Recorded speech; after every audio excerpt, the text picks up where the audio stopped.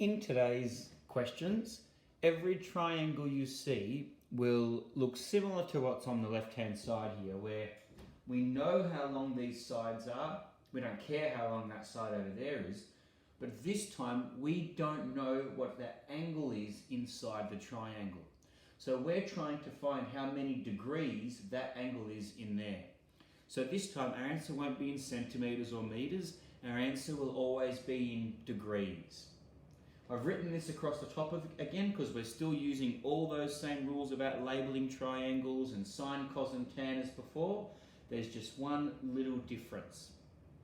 Okay, here's our triangle. Draw this please.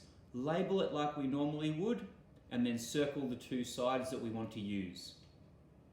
Because we don't know the actual angle, normally this would be a number. We're still going to label it the same way, but it's opposite theta. We call this symbol opposite theta instead of a number. Labeling just like we normally would, that side is opposite theta, or the angle. So we have the O there, hypotenuse diagonal, and we've circled the two that we want. Look up the top, decide whether to use sine, cos or tan. Now we've circled O and A, so here we are, it's going to be tan. Write it out how you normally would, but instead of a number or degrees being next to the tan, I want you to write that symbol there. Have a go. Here is where we end up.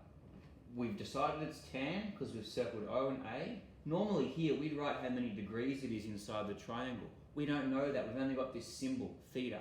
So we put theta there instead. Now it can be any symbol, they could use lots of different symbols here, but this is the most common one that you'll see. Just like normal, after that we put an equals sign, and then the fraction tells us O over A. So here it is, O is 14 and A is 10. So we end up here. All right, the next screen, I'll put a picture up now.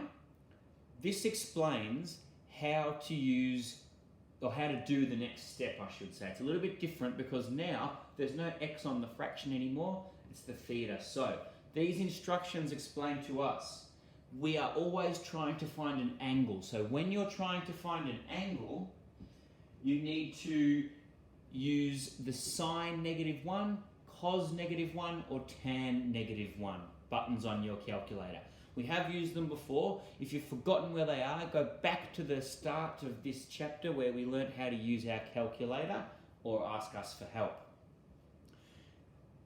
Once we've used sine or cos or tan with -1, you'll notice when you type it in your calculator, it automatically opens up a set of brackets. And the fraction just gets written inside those brackets and you press enter and it spits out your answer straight away at the next step. Okay?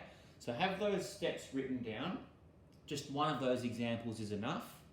And you'll notice that will match up exactly to what we need to do for this question here. Let's go back.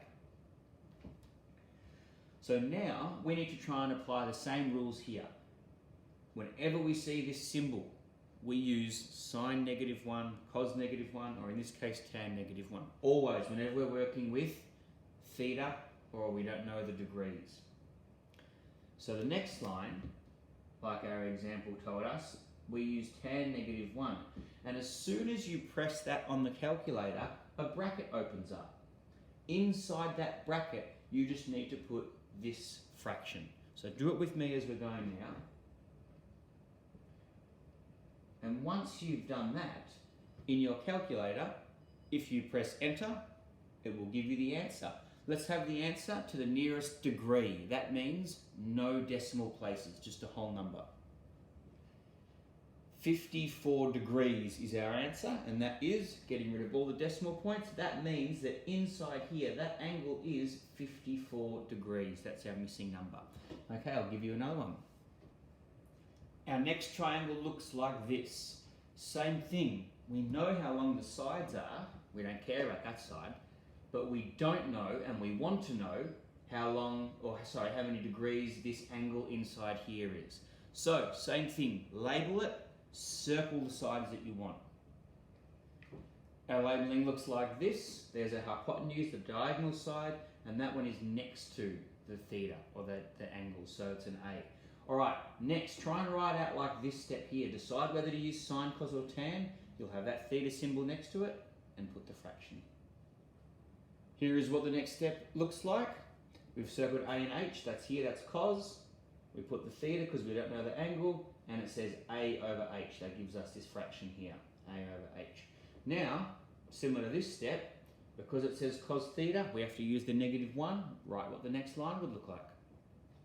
The next line looks like that. That means the calculator can do the rest now. If you type that in and press enter, let's have it again to the nearest degree, no decimal places. To the nearest degree, 43 degrees is your answer. Okay, I'm going to wipe the board. We'll put 2 more examples up. Very similar, but one tiny difference near the end. Okay, our next triangle looks like this. Same thing as before, and I will tell you that we want to know how many degrees that angle there is. So there's our theta. That's the angle that we're trying to find out. Let's do the same thing. Label it, circle the sides you want.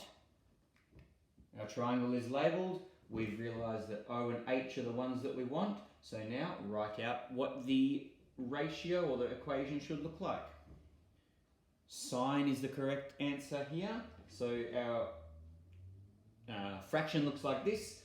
Write down the next step, because whenever we see a symbol here, we need to use sine -1. By hand, that's all we need to do. The calculator will give us the answer, will tell us how many degrees this angle is, but this time I want you to give your answer to the nearest minute. So type it in your calculator, we'll get an answer with lots of decimals, and I'll help you convert it. So you end up with an answer like this, 39 point, and then this decimal that goes on forever. But this time the question is saying to the nearest minute. That means you need to go back in your notes and have a look how to convert a number into degrees, minutes and seconds. So you're looking on your calculator for a button that tells you convert to degrees, minutes and seconds. You're looking for that. It's in your notes if you flip back a few pages. If you can't find it, come and ask me for help. But I would like you to please give your answer to the nearest minute. That means I want degrees symbol and then the one line meaning minutes in your answer. If you converted correctly, you've got 39 degrees and 31 minutes as your answer. Let's do one more. This one here, let's start off all the same ways. Draw it, label the sides and circle the ones you want. Here they are. Now decide whether to use sine, cos or tan, and just like this step here, write down what your equation will be. Cos theta equals 12 over 15 is correct. Now, write down what the next line will look like. It looks like this. That's all you need to do by hand. Let your calculator do the rest.